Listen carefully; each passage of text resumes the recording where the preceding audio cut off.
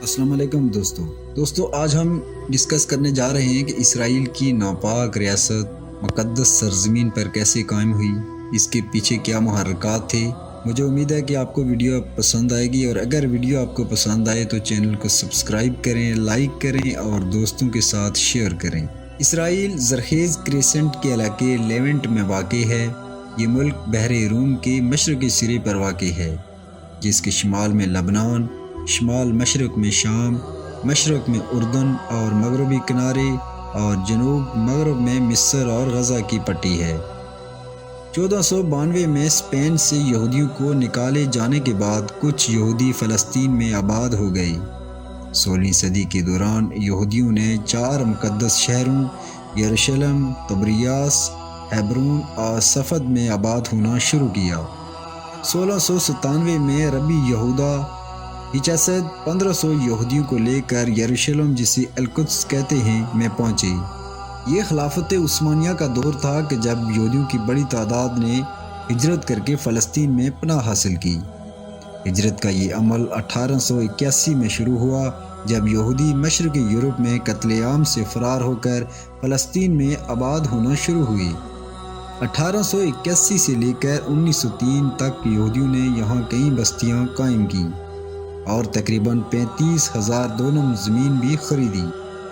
پہلی جنگ عظیم کے دوران برطانوی وزیر خارجہ آرتھر بلفور نے برطانوی یہودیوں کے رہنما کو ایک اعلامیہ بھیجا کہ برطانیہ ایک یہودی قومی گھر بنانا چاہتا ہے۔ 1918 میں یہودی لشکر، جو بنیادی طور پر صہیونی رضاکاروں کا ایک گروپ تھا، نے فلسطین پر برطانوی قبضے میں مدد دی۔ برطانوی حکمرانی اور یہودیوں کی ہجرت کے خلاف عربوں کی مخالفت نے 1920 میں فلسطین کے فسادات کو جنم لیا، جو 1920 میں یہودی ملیشیا کی تشکیل کا باعث بنا۔ 1922 میں لیگ آف نیشنز نے برطانیہ کو ان شرائط کے تحت فلسطین کے لیے مینڈیٹ دیا، جس میں یہودیوں سے کیے گئے وعدے کے ساتھ بلفور ڈکلیریشن اور عرب فلسطینیوں کے حوالے سے اسی طرح کی دفعات شامل تھیں۔ اس وقت علاقے کی آبادی بنیادی طور پر عرب اور مسلمان تھی، جس میں یہودیوں کی تعداد تقریباً 11% تھی اور عیسائی آبادی کا تقریباً 9% تھی۔ نازیزم کا عروج اور 1930 کی دہائی میں یہودیوں پر بڑھتے ہوئے ظلم و ستم کی وجہ سے 1/4 ملین یہودیوں کی آمد ہوئی۔ 1930 سے 1939 کی عرب بغاوت کی بڑی وجہ بھی یہی تھی، جو یہودیوں کی مسلسل نقل مکانی اور زمین کی خریداری کی وجہ سے شروع ہوئی۔ اس میں کئی 100 برطانوی اور یہودی اہلکار مارے گئے، جبکہ برطانیہ نے صہیونی ملیشیا کے ساتھ مل کر ہزاروں عربوں کو شہید اور زخمی کیا۔ دنیا بھر کے ممالک نے ہولوکاسٹ سے بھاگنے والے یہودی پناہ گزینوں کو واپس جانے کے بعد یہودیوں کو فلسطین میں واپس لانے کے لیے خفیہ تحریک کا آغاز کیا، جسے عالیہ بیت کے نام سے جانا جاتا ہے۔ دوسری جنگ عظیم کے اختتام تک فلسطین کی یہودی آبادی کل آبادی کا 31% تک بڑھ گئی تھی۔ یہودیوں اور عربوں کے ساتھ ہونے والے مذاکرات ناکام ہوئے، کیونکہ عرب کسی یہودی ریاست کو قبول کرنے کے لیے تیار نہیں تھے۔ فروری 1947 میں برطانیہ نے مسئلہ فلسطین کو نو تشکیل شدہ اقوام متحدہ میں بھیجا۔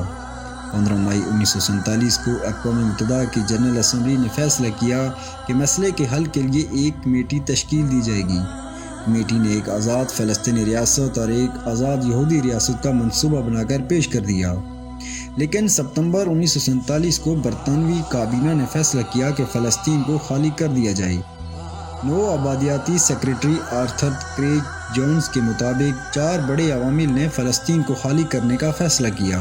یہودی اور عرب مذاکرات کاروں کی لچک، جو کہ فلسطین میں یہودی ریاست کے سوال پر اپنی بنیادی پوزیشنوں پر سمجھوتہ کرنے کو تیار نہیں تھے۔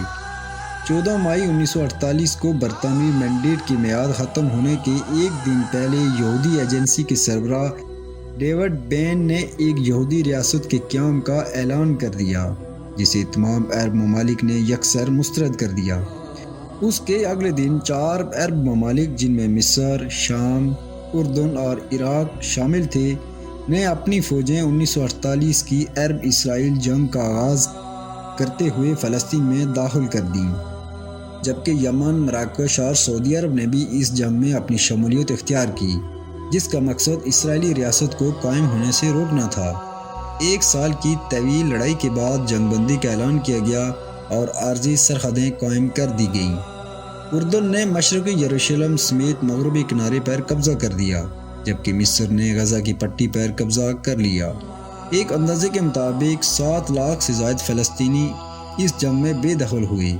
اس کے بعد 1949 کو اقوام متحدہ نے اکثریتی ووٹ سے اسرائیل کو اقوام متحدہ کا رکن تسلیم کر دیا گیا۔ اس کے بعد 1967 کو ایک اور عرب اسرائیل جنگ ہوئی، جس میں 6 دن کی جنگ کے بعد اسرائیل غزہ کی پٹی اور گولان کی پہاڑیوں پر قبضہ کرنے میں کامیاب ہوا اور مشرقی یروشلم کو شامل کرتے ہوئے یروشلم کی حدود کو بڑھا دیا۔ یوں عربوں کی نااتفاقی اور اندرونی خلفشار کی وجہ سے اسرائیل دن بدن اپنی ریاست بڑھا رہا ہے، جبکہ پوری مغربی دنیا اس کی پشت پر کھڑی ہے۔